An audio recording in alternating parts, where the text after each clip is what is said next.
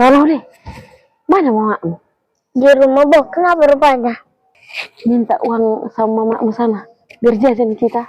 Ya tunggu ya, Bo.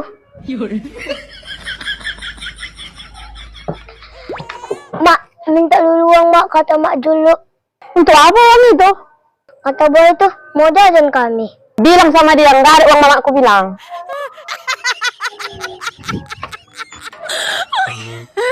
Bo, nggak mau mamaku kasih. Kok nggak mau? Sana minta lah bujuk baik-baik mamamu, dikasihnya itu. Oh, ya tunggu ya, Bo. Situ berkomentar sekali lagi.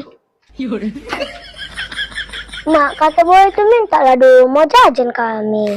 Tuh, Mak Julu ini. Mak Julu, apa yang maksudmu kau suruh-suruh baru itu minta uang? Untuk apa itu? Pengen jajan aku sama Ucong. Uangku nggak ada, makanya pesuruh anakmu. Kalau mau jajan kau, kerja kau. Jangan duduk aja kau di situ. Minta 2.000 biar aja sama ini langsung suruh-suruh orang kerja. Aja.